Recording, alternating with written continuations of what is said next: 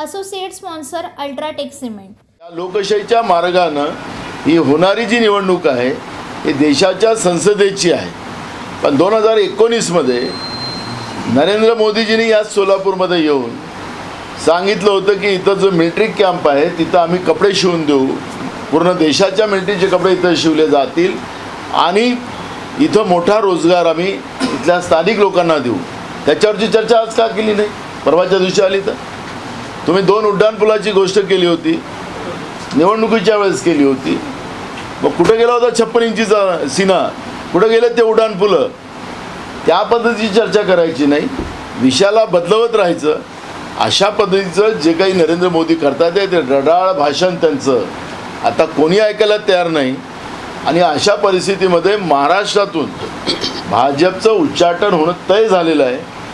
महाविकास आघाडीच्या सगळ्या उमेदवाराला लोकांनीच आता डोक्यावर घेतलेला आहे, निवडणूक हातावर घेतलेली आहे आणि महाराष्ट्रामध्ये भाजपचं उच्चाटन होणं आता तय झालेलं आहे।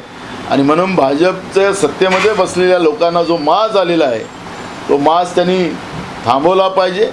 आणि या पद्धतीचं गुंडाइझम निर्माण करून आम्हाला सत्तेत येता येते का हा अयशस्वी प्रयत्न ते करत असतील तर कदापि ना सोलापूर असो की महाराष्ट्रातली जनता हे मान्य करणार नाही। अशा पद्धतीची भूमिका आम्ही मांडलेली। पंतप्रधान येतात आणि सारखं शिंदे साहेबांच्या एका जुन्या वक्तव्याचंच वारंवार बोलत असतात, भाजपचे लोक सातत्यानं त्याच वक्तव्यावर अडून आहेत, का असं केलं जातं?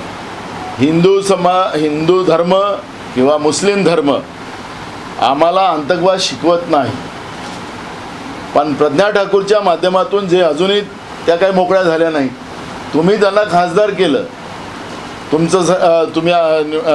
तुम्ही मागच्या काळामध्ये कोणत्याही धर्मामध्ये मुस्लिम धर्मामध्ये असो त्याला काही हिरवा अंतकवाद किंवा आमचा हिंदू अंतकवाद असं म्हणता येणार नाही। आखरी गुन्हेगाराची जात आणि धर्म नसते हे समजणारे आम्ही लोक आहोत। सुशील कुमार शिंदे साहेबांची जी भूमिका होती त्या काळामध्ये की हिंदू धर्मामध्ये या पद्धतीचं कुठलंही शिक्षण दिलं जात नाही, कुठलाही आमचा धर्म अशा गोष्टीला मान्यता देत नाही, हे थांबवलं पाहिजे, ही भूमिका सुशील कुमार शिंदे साहेबांची होती। त्याचा अर्थाचा अनर्थ करायचा आणि त्याच लोकांना ज्यांनी या पद्धतीच्या आतंकवादी घटना केलेल्या आहेत त्या आतंकवादी घटनेच्या लोकांना तुम्ही खासदार बनवायचं, तर कुठल्या हिंदू धर्माचा पुरस्कार करताय तुम्ही? आणि म्हणून सुशील कुमार शिंदे साहेबांनी त्यांना सुधारण्यासाठी सांगितलं होतं, त्यांना काही यांच्यासारखं काही खोटे गुन्हेगार पकडले नव्हते, आखरी पकडले गेले ते दिसलेच आपल्याला कोण आहेत। आणि म्हणून मी आपल्याला सांगतो की या गोष्टीचा कुठलाही नाही, पण तुम्ही जनतेसाठी काय केलं? तुम्ही महाराष्ट्राच्या शेतकऱ्यांचा कांदा निर्यात करायला बंदी करता आणि गुजरातच्या शेतकऱ्यांचा कांदा तुम्ही निर्याताला मान्यता देता। तुम्ही देशाचे प्रधानमंत्री आहे की गुजरातचे प्रधानमंत्री आहे याचं उत्तर तुम्ही दिलं पाहिजे। पण हे रडार भाषण तेच 2014, 2019, 2024 गांधी काँग्रेस बस त्याच्या पलीकडे काहीच नाही। तुम्ही काय केलं 10 वर्षात हे देशातल्या आणि राज्याच्या जनतेला आपण सांगितलं पाहिजे। तुमच्याकडून फार अपेक्षा केल्या होत्या म्हणून बहुमताचं सरकार तुम्हाला दिलं, पण तुम्ही सबसेल फेल झालेला आहात। डॉलरच्या मानानं रुपयाची अवस्था काय आहे? रुपयाला किंमतच राहिली नाही। ज्या बांगलादेशला तिथल्या करन्सीला टक्का म्हणतात, बांगलादेशच्या करन्सीला आपल्याला रुपया म्हणतात, तसं त्याला टक्का आपण म्हणत होतो की त्यांनी 2% की अवकात नाही, म्हणजे त्या टक्क्याची किंमतच नव्हती एक काळ। पण आज आमच्या रुपयापेक्षा बांगलादेशचा टक्का मोठा झाला। मग ते प्रगतीवर गेले की आम्ही प्रगतीवर गेलो। जे स्वप्न तुम्ही दाखवलं होतं 2014 आणि 2019ला त्या स्वप्नाची पूर्तता आपण केली काय? रुपया घसरवला तुम्ही डॉलरच्या मानानं, ते सांगा ना लोकांना। चीनने आमच्या सीमेवर अतिक्रमण करायला सुरुवात केली, आपल्याशी ते पूर्ण कब्जा करायला लागले भारताला, त्याच्यावर तुम्ही बोला। भारत देशाला जनतेला ह्या अपेक्षा आहेत की नरेंद्र मोदी देशासाठी आपली भूमिका ठामपणाने मांडतात, पण चीनचा बोलायला सुद्धा नरेंद्र मोदी घाबरतात। अशा परिस्थितीची आज अशी परिस्थिती निर्माण झालेली आहे। देशामध्ये वारंवार म्हणलं की ही निवडणूक मोदी विरुद्ध राहुल गांधी होईल, तसं वाटतं का मोदी विरुद्ध राहुल गांधी ही देशाची निवडणूक चालली? ही निवडणूक मोदीच्या विरोधात देशातली जनता हे राहुल गांधी मी काय बोललो ते ऐका ना, ते कोणी काही बोलो. ही निवडणूक नरेंद्र मोदी वर्सेस देशातली जनता. राहुल गांधीजींनी कन्याकुमारी ते काश्मीर आणि मणिपूर ते मुंबईची पदयात्रा केली. जनतेचा कौल, जनतेच्या भावना ज्या समजून गॅरंटी, जी 5 गॅरंटी राहुल गांधीजींनी या देशाच्या जनतेला दिली, जनतेने राहुल गांधीचं नेतृत्व मान्य केलेलं आहे की आमच्यातला माणूस आहे, आमच्यात येऊन आमच्या भावना आणि ते मी करायचं मानस सरकार आल्यानंतर करणार आहे. आणि म्हणून राहुल गांधीजी हा भाग नाही. नरेंद्र मोदी, भाजप वर्सेस या देशाची जनता, अशी ही निवडणूक या काळात पाहायला मिळत आहे. निवडणूक ही मागच्या वेळची निवडणूक ही भाजपने विकासावर ठरवली. आता तुम्ही म्हणता की ही निवडणूक जातीच्या अधिकार जाती, पण लोकल मुद्द्यावर ही निवडणूक जाते का? मी तुम्हाला मगाशी स्पष्ट सांगितलेलं आहे, नरेंद्र मोदींनी विकासाच्या जे स्वप्न दाखवले 14मध्ये दाखवले. शेतकऱ्यांचा शेतीचं उत्पन्न दुप्पट करून देणार, 1.5 भाव देणार, 2 कोटी युवकांना नोकऱ्या देणार. आपलं शहर सोलापूर शहर हे स्मार्ट सिटीमध्ये आहे, आपल्याला माहीत नसेल. त्याचे टॅक्सेस आपल्याला भरावं लागतात. वायफाय फ्री आहे आपल्या शहरामध्ये. आता वायफाय फ्री घेता की तुम्ही नेटमधून घेता ते तुम्हाला जास्त माहीत आहे.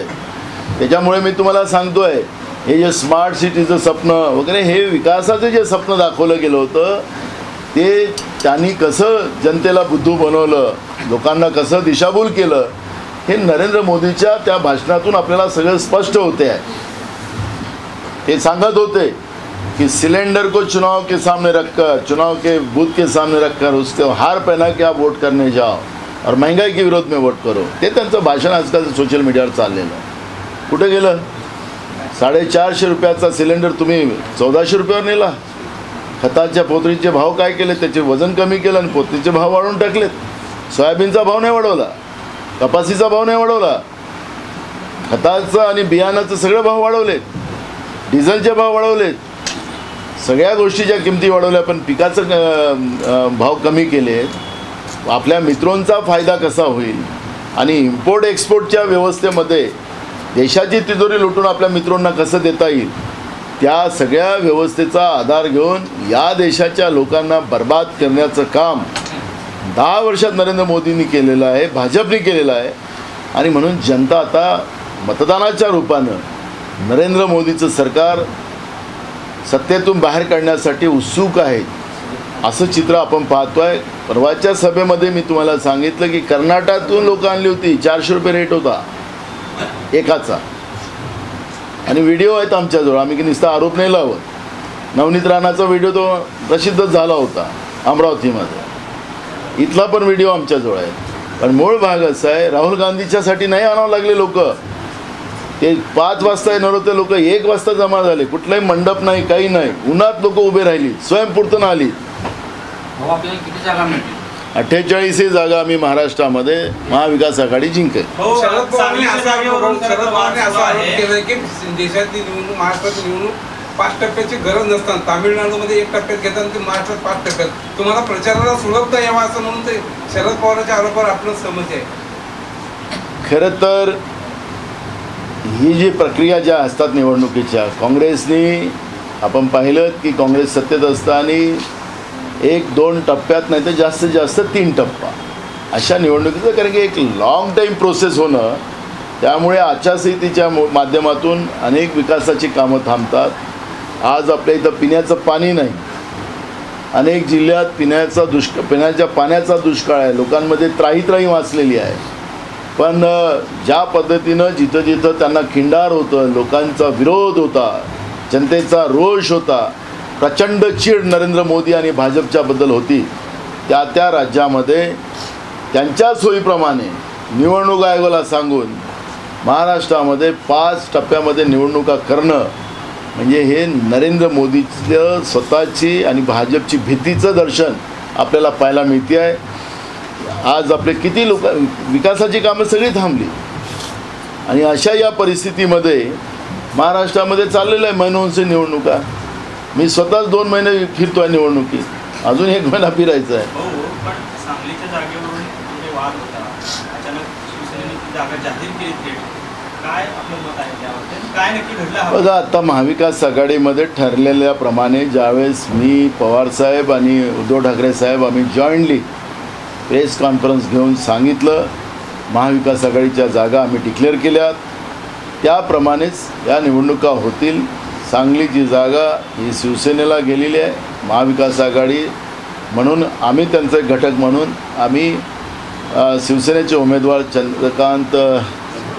चंद्रहार पाटील यांच्याबरोबर परवा मी आमचे पृथ्वीराज चव्हाण साहेब, बाळासाहेब थोरात साहेब आम्ही तिघंही जाऊन चंद्रहार पाटलाला मीडियाच्या समोर आणून आम्ही तिथं पाठिंबा पण जाहीर केला. काँग्रेस कार्यकर्त्यांचा मेळावा पण घेतला आणि त्याच्यामुळे महाविकास आघाडी म्हणून आम्ही उमेदवाराच्या मागाव.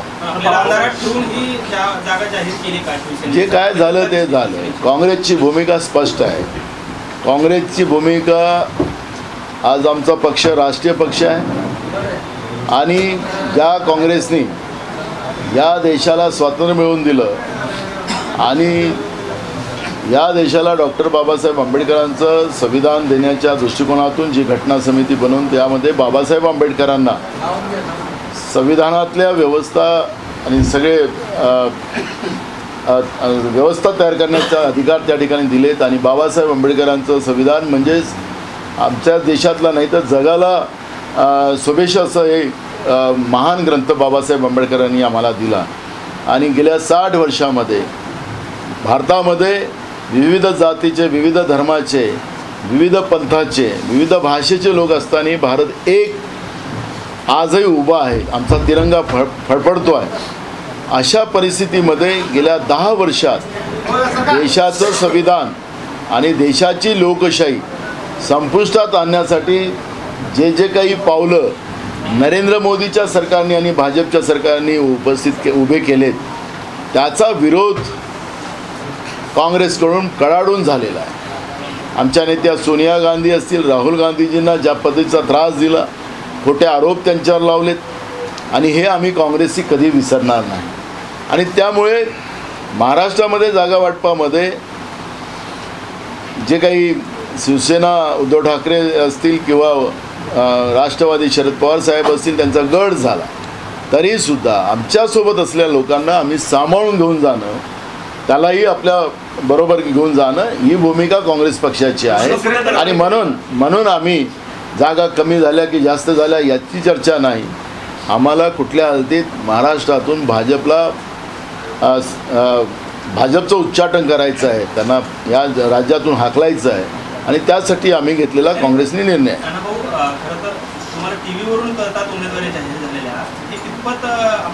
आम्ही त्या काळात सांगितलं की हा आघाडीचा धर्म नाही, माझं स्टेटमेंट आहे. त्यामुळे आता ज्या गोष्टी झाल्या त्याला जाण्यापेक्षा आता पुढं कसं आम्हाला जिंकता येईल त्याच्यावरचं काम आम्ही करतोय. त्यावेळेस माझी प्रतिक्रिया आलेली आहे.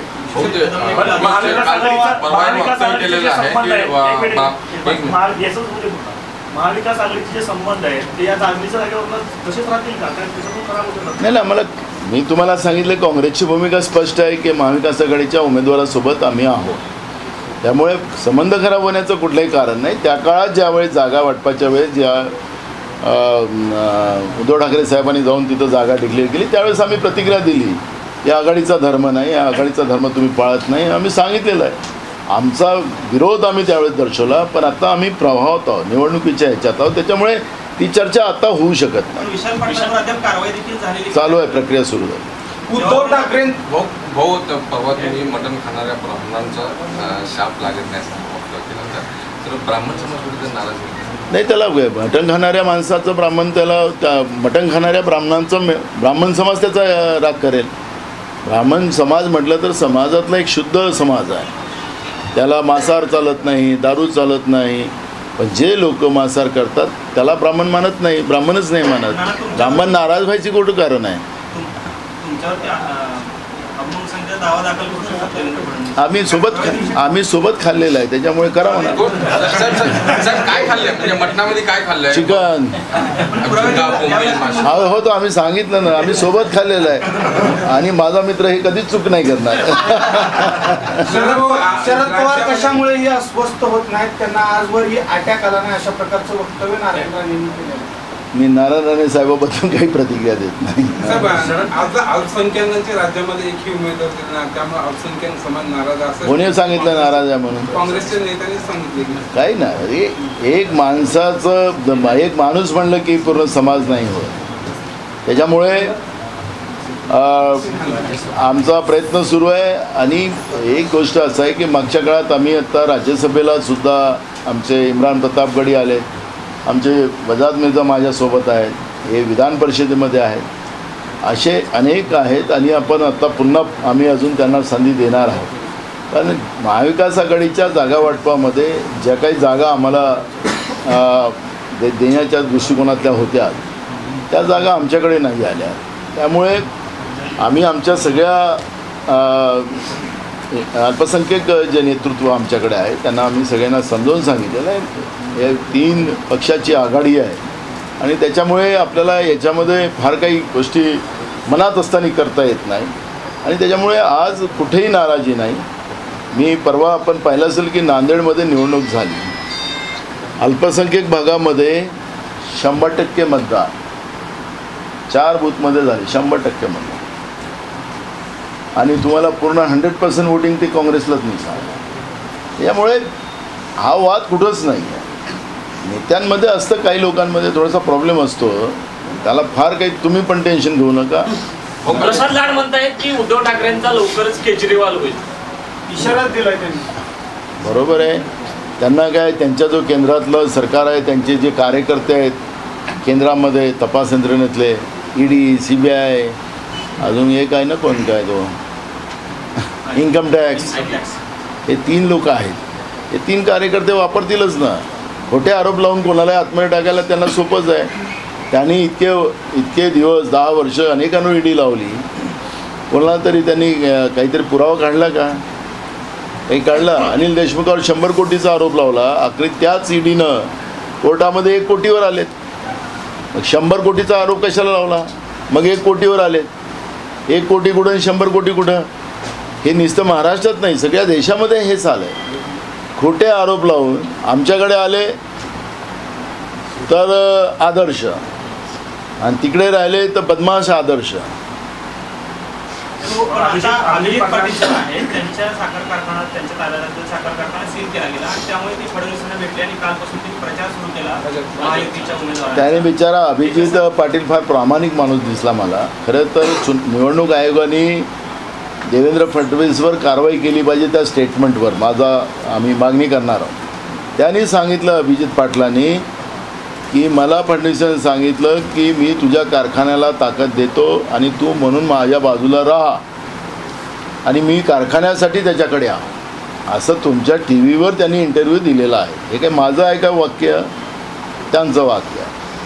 असं प्रलोभन निवडणुकीच्या काळात सत्तेमध्ये बसलेल्या लोकांना देता येत नाही. आणि म्हणून निवडणूक आयोगाने देवेंद्र फडणवीसावर कारवाई केली पाहिजे अशी मागणी आमची आहे. आम्ही दिले, आमची चालू झाली प्रक्रिया. हो, काल भाजपचे जे योगी आदित्यनाथ यांची सभा झाली, या सभेच्या व्यासपीठावरनं सोलापुरातील एक मुस्लिम बहुसंख्याक भागाला बांगलादेशी असं देखील म्हटलं गेलं. त्याच भागात काँग्रेसचे नेते वगैरे भरपूर प्रचार करतात. मला एक कळत नाही, भारतातले मुस्लिम हे देशद्रोही आहे की विदेशी आहे हे ठरवण्याचा अधिकार एखाद्या राज्याच्या मुख्यमंत्र्याला नाही दिलेला किंवा देशाच्या प्रधानमंत्र्याला नाही. डॉक्टर अब्दुल कलाम हे देशाचे राष्ट्रपती होते, मिसाईल मॅन म्हणून त्यांचं, ते तर मुस्लिमच होते ना. हे काय पाकिस्तानातून आपण आणलेला माणूस राष्ट्रपती नव्हता केला. या पद्धतीनं कुठल्या धर्माच्या लोकांच्या बद्दलचं बोलावं आणि वरून भगवे कपडे घालावे, हिंदू धर्माचं पाईक म्हणून सांगावं आणि माणुसकीचाच खून करावा. योगी आदिनाथ जे महान आहेत त्यांच्या व्यासपीठावरही बोलणारे कोणी असतील त्यांच्या समोर बोललेले का त्यांच्या पश्चात बोलले तर मग त्याला त्यांनी कारवाई करावी.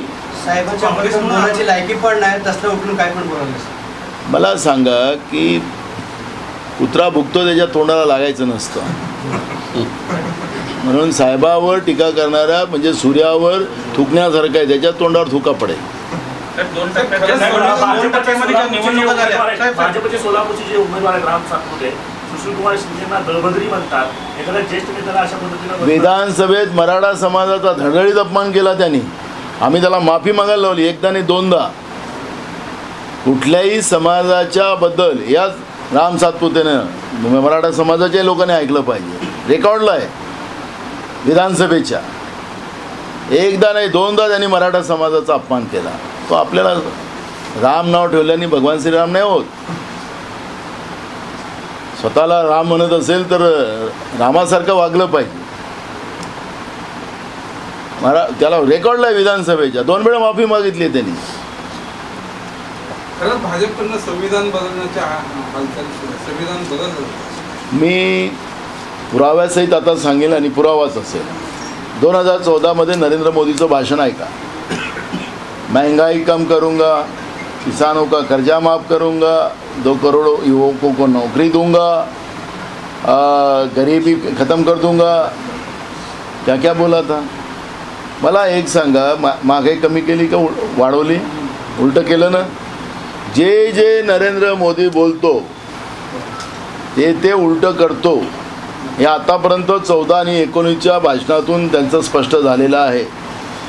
मग आता म्हणतात की आम्ही संविधान बदलणार नाही, म्हणजे याचा अर्थ ते संविधान बदलवणार आहे. हा पुरावा आहे ना. याच्यापेक्षा मोठा पुरावा काय राहू शकतं. 2 कोटी युवकांना नोकऱ्या दिल्या का नाही? उलट्या असल्या नोकऱ्या काढून टाकल्या. सगळं प्रायव्हेटीकरण करून टाकलं. सगळ्या सार्वजनिक उपक्रम विकून टाकलं. रिझर्वेशन संपवून टाकलं. मग आता जे माणसांनी जे आम्हाला शब्द दिले होते 2014 प्रधानमंत्री बनायच्या पहिले, आणि मग नंतर सांगतात तो जुमला था. मैंने थोड़ी किसानों का कर्जा माफ़ करने को बोला था, मैं तो उद्योगपति का कर्जा माफ़ करने को बोला था असं म्हणले. भाषणात काय म्हटलं होतं. म्हणून ते बोलतात त्याचं उलटं करतात. म्हणजेच ते संविधान बदलणार आहे. 2 टप्प्याच्या निवडणुका झाल्या, त्या निवडणुकीमध्ये मतदान कमी झालं, परंतु राज्य निवडणूक आयोगाने 11-12 दिवसांनी मतदान वाढवल्याची आकडेवारी जाहीर केली. त्याच्यामध्ये नेमकं गौडबंगाल 70C फॉर्म जो असतो तो प्रेसिडिंग ऑफिसर जो असतो, त्या प्रेसिडिंग ऑफिसर आणि आमचे त्या बूथवर बसणारे जे प्रतिनिधी असतात सगळ्या पक्षाचे असतात, ते जेव्हा सगळं मतदान होते, किती महिलांचं मतदान झालं, किती पुरुषांचं मतदान झालं, किती टक्केवारी झाली, त्याचा आकड्याचं सील थप्पा करून एक कॉपी प्रतिनिधीला दिली जातेच, म्हणजे उमेदवाराला दिली जाते. त्या कॉपीज आमच्याजवळ आहे. पण 4 दिवसानंतर त्यांनी ज्या पद्धतीनं पुन्हा आकडेवारी वेगळी जाहीर केली, काँग्रेस पक्षाने, अखिल भारतीय काँग्रेस पक्षाने त्याची निवडणूक आयोगाला कंप्लेंट केलेली आहे की हे आमचा जो 70C आहे, 70Cच्या मानानं पर्सेंटेज हे आहे आणि तुम्ही आता 3% वाढवत असाल, हे कदापि मान्य नाही. ते ऑब्जेक्शन काँग्रेसने 8 दिवसाच्या पहिले केंद्रीय निवडणूक आयोगाकडे दाखल केलेलं आहे. त्याचं उत्तर केंद्रीय निवडणूक आयोगाला द्यावं लागेल. कशामुळे हा निर्णय घेतला म्हणजे हेच बावलं आहेच निवडणूक आयोग. म्हणून तर तुम्हाला हे 5 टप्प्यामध्ये निवडणूक आहे. त्यांना पाहिजे तसं करतं, पण असं करताना नाही. 70C आमचा जो निवडणूक आयोगाने जी काही स्वायत्ता उमेदवारांसाठी दिलेली असतात त्याचे कोड तयार केला असतो, त्याची नियमावली तयार केली असते. त्या नियमावलीप्रमाणे निवडणुका उमेदवार जे असतात त्यांना, त्यांच्या प्रतिनिधीला हे सगळं जाणून घेण्याचे अधिकार असतात. त्या नियमावलीप्रमाणेच निवडणूक आयोगाला काम करावं लागतं. त्याला काही वेगळे अधिकार नसतात त्यांच्याप्रमाणे. त्यामुळे 70C हा जो फॉर्म आहे तो आम्ही सगळीकडे जमा केलेला आहे. उद्या 7 तारखेची निवडणूक जेव्हा होणार तिथंही आम्ही आमच्या सगळ्या लोकांना सूचना दिलेल्या आहेत की 70C फॉर्म घेतल्याशिवाय बूथ सोडायचं नाही, पेटीला सील झाल्याशिवाय. आणि तो फॉर्मवर सही घेतल्यावर आम्ही सगळीकडे जमा करत आणलेले आहे. त्यामुळे आमचा जो पुरावा आहे त्याचं उत्तर निवडणूक आयोगाला द्यावं लागेल.